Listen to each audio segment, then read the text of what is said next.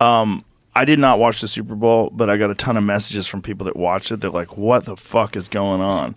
Like, the Super Bowl was some gigantic propaganda campaign, and there's Pfizer ads and weird woke commercials. And It was bizarre.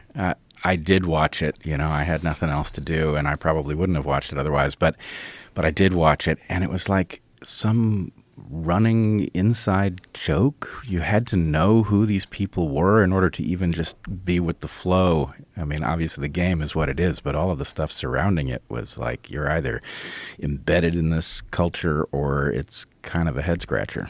I did not see any of it, so I wasn't watching the Super Bowl last night. I was busy, so I don't know what happened. Well, let's put it this way. I'm not a football aficionado by any stretch, but it was a pretty exciting game. I mean, it came down to the last seconds of overtime, and, it was a hell of a comeback. So There are a ton of conspiracies about the way it was officiated, and that the fix was in, with Travis Kelce being sponsored by Pfizer and Taylor Swift, and Taylor Swift's music catalog being owned by some mega corporation that has shady ties. Well, I have to say, I was watching it, and I didn't have a dog in the fight. I wasn't really rooting for either team. I was just trying to get the sense of, what the game was like. But I did find myself in the end rooting against Taylor Swift. This is the Biden thing that they posted. After his bedtime. Just like we drew it up, and it's Biden with these, red robot eyes. Why would they do that? Why would they make that? Like that, just that alone. Like, what are you saying? Like, what are you doing? Like, imagine that's the president of the United States. I want you to imagine Ronald Reagan, if social media was alive, posting a photograph like that, or Bill Clinton.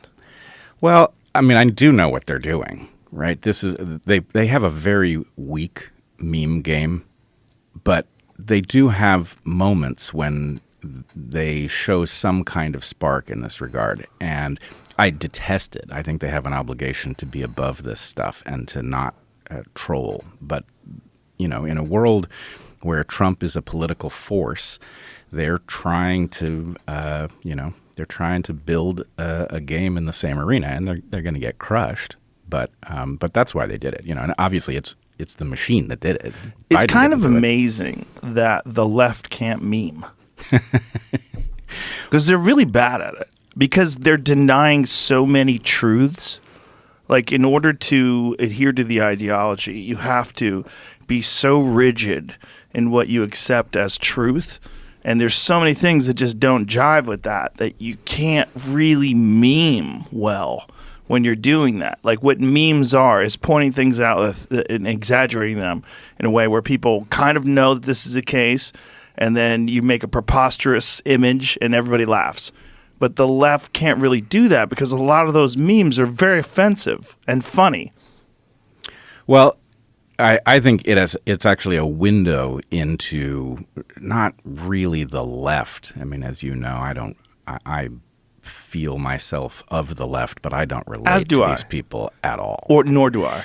Something weird happened, and we got kicked out. Yeah, it got taken over by something diabolical. Yeah. And, what you're pointing to, it's the same thing. It has no sense of humor, right? Right. They laugh, but they have no sense of humor. They have no ability to juxtapose things so that you suddenly see something in the way something, a funny joke works.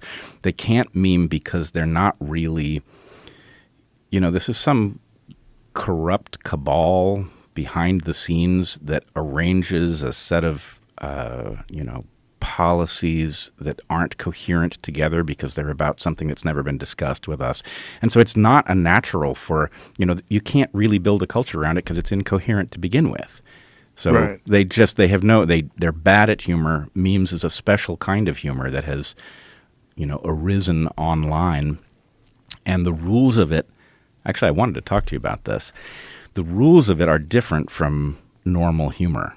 I was trying to phrase something on Twitter today to make it funny, and I was realizing the difference between a tweet and, what I've seen you do in your club, right? Where in your club, you can actually structure a joke that isn't funny until 4 lines in, Right. because your audience isn't going anywhere. Right. On Twitter, you need to keep them on board with the tweet so they don't scroll to the next one, right? So there has to be some juice in the beginning in order to get to the punchline. But anyway, I'd be curious what you think about what the different rules are for humor in the different contexts. But even just the structural differences is profound online. Well, one of the best examples of how the tide has changed is the Babylon Bee out-onions the Onion. The Onion is essentially dormant. Mm-hmm. The Onion was like the dominant force of satire forever. And they were so good. They were so good. And then something happened where there's like places they can't go. It's like a runner being limited to like a certain amount of miles per hour.